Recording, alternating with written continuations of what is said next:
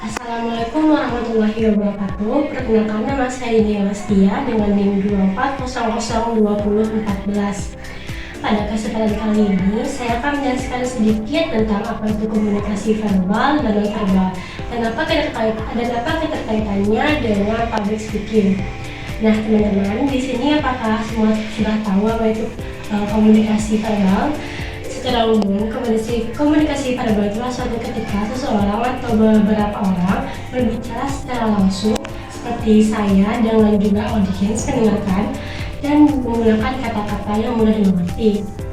Lalu, komunikasi verbal ini bukanlah sesuatu yang mudah karena kalau kita salah mengartikan atau mengucapkan sesuatu, maka artinya juga akan salah, maka akan muncul sebuah kesalahan pemahaman dari seorang penerima pesan. Jadi diharapkan dalam komunikasi verbal ini sangat dibutuhkan kehati-hatian dalam menyampaikan sesuatu informasi yang akan diucapkan. Nah, teman-teman, dalam komunikasi verbal ini sangat dibutuhkan sebuah indera kepercayaan antara audiens dan juga komunikator.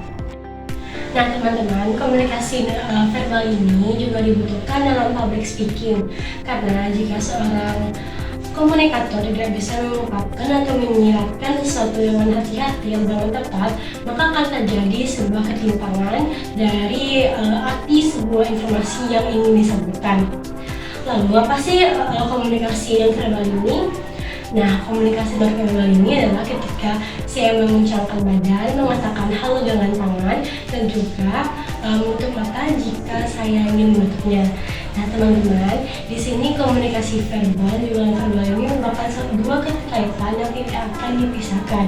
Karena jika sebuah komunikasi verbal tidak menyertai komunikasi non-verbal, maka akan terjadi sebuah persepsi yang berbeda nih. Misal saya sedang marah, tetapi saya hanya diam. Nah, itu merupakan sebuah komunikasi non-verbal, teman-teman.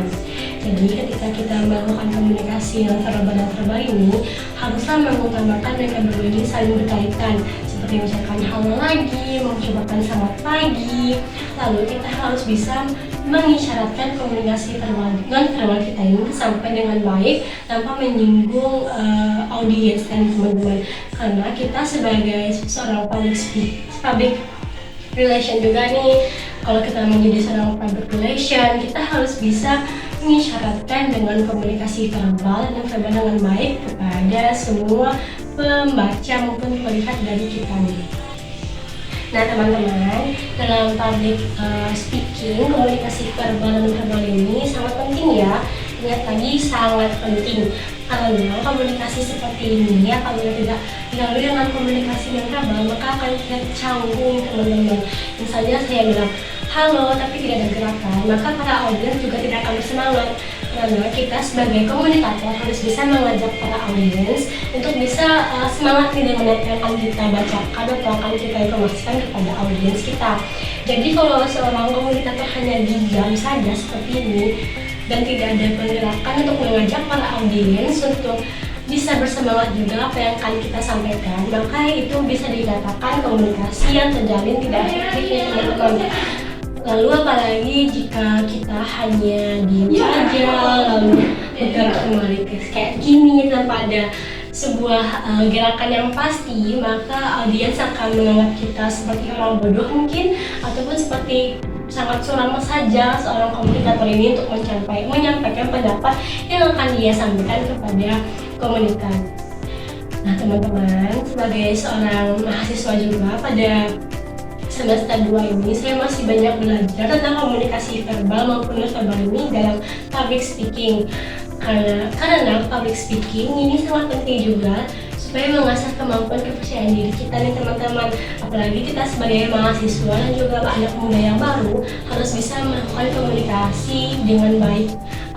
Karena sebuah institusi ataupun organisasi akan melihat kita dari cara kita berkomunikasi, cara kita berkomunikasi verbal bagaimana, kita berkomunikasi dan verbalnya bagaimana. Karena itu sangat penting dalam sebuah organisasi. Karena kita sebagai manusia, kita harus bisa juga untuk supaya seorang yang akan kita pengaruhi itu percaya dengan perkataan kita, maka kita harus memiliki keterampilan untuk bisa mempengaruhi orang-orang tersebut dengan pembicaraan kita yang akan kita sampaikan, teman-teman.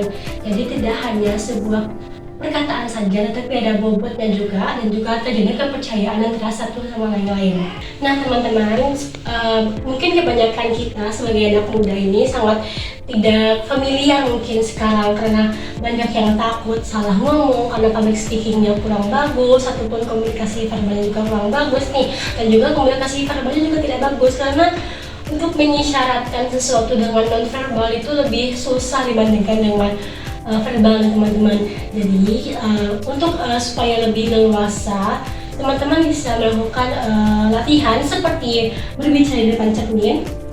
Lakukan itu tiap hari supaya kepercayaan itu tumbuh dari dalam diri teman-teman semuanya.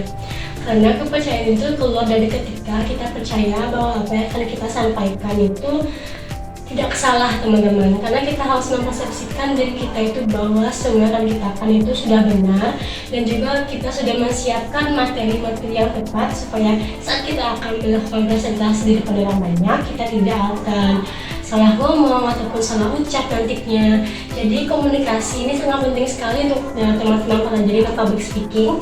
Apalagi public speaking ini sangat diperlukan sekarang di beberapa organisasi ataupun instansi, karena seorang komunikasi yang hebat merupakan akan menjembatani sebuah perusahaan yang hebat juga, teman-teman. Kenapa seperti itu nih? Karena seorang PR itu lahir dari seorang komunikan yang baik verbal maupun non-verbalnya. Jadi teman-teman bisa mulai berlatih dari sekarang nih, bahkan kita masih mahasiswa baru juga, masih umur 20 tahunan juga. Jadi kita harus bisa mengembangkan atau melatih diri kita sendiri supaya bisa percaya diri di depan umum. Karena public speaking itu pun sendiri merupakan suatu hal yang sangat penting dalam kehidupan sosial.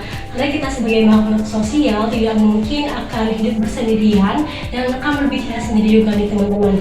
Jadi diperlukannya speaking yang bagus, terus komunikasi yang bagus juga, karena komunikasi yang efektif itu adalah ketika komunikasi yang akan kita lakukan pada dua orang tersampaikan dengan bagus tanpa adanya pengurangan dari arti komunikasi itu sendiri. Dari informasi yang disampaikan itu jelas kepada pendengar tentang apa sih yang dibahas materi oleh pembawa acara ini. Ketika seorang pembawa bicara sudah paham dan materinya yang disampaikan dan disampaikan dengan bagus juga, dapat dipastikan bahwa seorang pendengar ataupun dari penonton itu akan paham langsung dengan tujuan dari sang pembicara topiknya kemana, teman-teman. Jadi sangat diperlukan sekali sebuah kepercayaan diri dulu nih, teman-teman. Kita harus percaya diri bahwa tidak ada, bayangkan aja dari tidak ada semua orang, kita hanya sendirian.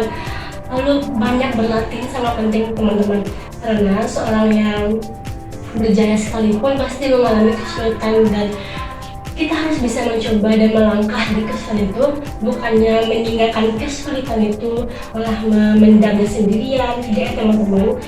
Karena seorang yang sukses berarti seseorang yang mampu mengalahkan pemikirannya sendiri tentang kekalahan, teman-teman. Jadi public speaking pun itu sendiri tidak sebuah hal yang susah, tapi sesuatu hal yang harus dicoba.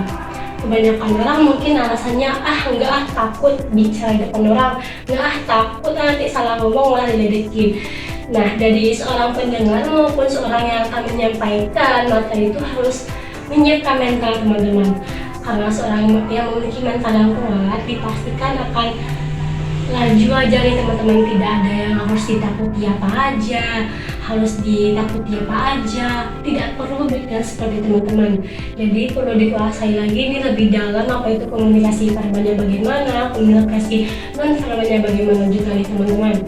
Jadi diharapkan semua mahasiswa pun anak muda lah ya bisa mengartikan komunikasi ini lebih luas nih, teman-teman. Bukan hanya sebuah komunikasi mah mudah gitu, maksudnya mudah. Kalau memang mudah ya, teman-teman, nggak mungkin nih kalau kita banyak yang jadi pemalu atau bahasa orang introvert nih, teman-teman. Jadi diharapkan banget untuk berlatih lebih dalam lagi. Kalau kita mencintai sesuatu, ya mungkin tidak ada lukanya nih teman-teman. Apalagi kalau public speaking kan sangat perlu juga. Semua orang pasti akan diinterview dalam melakukan wawancara dalam perusahaan, industri, ataupun dalam organisasi, pasti akan melewati yang namanya wawancara. Nah, dari sinilah kita akan belajar bagaimana komunikasi yang baik, komunikasi verbal kita baik atau enggak, komunikasi non verbal kita bagaimana, apakah penggerakan tangan kita juga bagus, menggunakan mimik muka nih teman-teman. Karena mimik muka seseorang itu lebih jelas dibaca daripada kita berbicara. Bagaimana sih Kak melakukan mimik muka itu dalam komunikasi verbal? Jadi sebenarnya sangat sulit ya teman-teman untuk mengkondisikan mimik muka seseorang ini. Jadi itu gunanya untuk kita latihan dalam termin. Apakah komunikasi verbal kita sudah bagus, apakah komunikasi verbal kita sudah bagus, dan public speaking kita bagaimana. Karena sesuatu yang dilalui prosesnya itu, di ujungnya pasti akan ada sebuah keberhasilan yang kita temui. Seperti public speaking kita sudah bagus, komunikasi verbal kita juga bagus, komunikasi non verbal kita juga bagus. Seperti mimik muka bahagia, seorang penyampai informasi tidak boleh memasang mimik muka marah, terus kayak kesal karena masalah individu, masalah pribadinya ini teman-teman. Jadi seseorang itu harus bisa mengendalikan mimik mukanya, harus menyampaikan sebuah masalah pribadi yang dia ada dalam dirinya sendiri, karena itu bukan juga sebuah hal yang perlu diketahui oleh audiens, karena audiens tidak perlu tahu itu bahwa kita sedang marah, kita sedang kesal, mereka kan tidak akan tahu teman-teman. Jadi kita mungkin bisa menjaga mimik muka kita nih teman-teman. Melakukan mimik muka juga tidak mudah, maka kita harus juga belajar nih teman-teman. Karena seseorang yang penyampai informasi dengan mimik muka yang bagus, terus penyampaiannya bersemangat, maka akan dipastikan audiensnya itu juga bisa lebih mengerti dan juga lebih senang mendengar apa yang akan kita sampaikan. Karena kebanyakan audiens juga pasti akan mengantuk jika seorang penyampai informasinya itu kayak lesu, kayak gitu kan.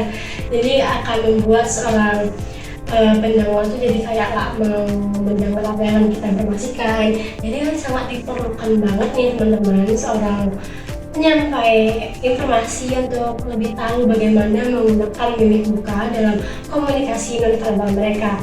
Karena komunikasi non-verbal itu sangat berkaitan, bestie banget sama komunikasi verbal ini, karena mereka tidak akan bisa dipisahkan, karena kalau itu merupakan sebuah alur yang sangat mengalir berdua ya teman-teman. Seperti saya, mungkin komunikasi verbal saya kurang bagus dan komunikasi non verbal saya juga kurang bagus. Jadi saya pun masih belajar juga bagaimana berkomunikasi secara bagus juga menggunakan komunikasi non verbal saya seperti tangan, seperti bagaimana lebih untuk membuat pendengar video saya ini ingin mendengar lebih panjang dari 15 menit ini tentang apa yang akan saya sampaikan pada ini. Nah, setelah melakukan bagaimana mimik muka yang bagus, selanjutnya kita akan belajar nih bagaimana melakukan notasi pada komunikasi nih teman-teman. Tidak mungkin kita akan terus melakukan komunikasi sebuah nada yang tinggi lalu rendah. Nah, itu perlu diperhatikan untuk supaya komunikasi itu terjalin dengan baik teman-teman. Jadi ada kalanya ketika teman-teman melakukan komunikasi dengan nada yang tinggi dan juga dengan komunikasi dengan suara intonasi nada yang lebih di bawahnya sedikit ya teman-teman. Karena kalau terlalu lembut sekali, tidak terlalu terdengar juga, akan membuat seorang pendengar itu lebih jenuh untuk mendengar apa sih yang dikatakan oleh pemberi informasi ini, apa sih yang akan dikatakan oleh informan ini tuh nggak kedengaran kalau tidak adanya konsentrasi yang pas untuk notasi pada bicara seorang informan nih teman-teman. Jadi sebenarnya itu komunikasi non verbal, komunikasi verbal, public speaking bagaimana, mimik muka bagaimana, terus melakukan notasi yang tepat bagaimana, itu juga perlu pelatihan yang khusus teman-teman. Dan juga teman-teman juga bisa melakukan itu setiap hari karena akan membuat kepercayaan diri meningkat, kepercayaan pada bahwa diri saya bisa melakukan public speaking yang bagus. Itu harus ditetapkan pada dalam diri teman-teman semuanya. Apalagi komunikasi itu sangat penting juga lah ya, seperti yang saya katakan pada awal-awal juga, bahwa komunikasi itu sangat penting dalam berkehidupan sosial ini teman-teman. Jadi diharapkan sebagai untuk masa depan yang lebih cerah pada hari ini, kita harus bisa melakukan komunikasi yang bagus juga. Karena seorang yang takut untuk berkomunikasi itu pasti akan sesat di jalan, teman-teman. Apalagi kalau kita malu-malu bertanya, malu-malu untuk menjawab, itu akan membuat kita salah arah nantinya, teman-teman. Jadi komunikasi itu dari hal kecil saja, teman-teman, dari teman dengan sekelompok grup studi, bagaimana kita berbicara dengan grup studi kita, bagaimana mimik muka kita, bagaimana lalu gestur tubuh kita juga bagaimana, juga harus diperhatikan dalam berkomunikasi di grup kecil kita itu, karena hal-hal kecil akan membuat hal besar lainnya akan tercapai pada masa yang akan datang.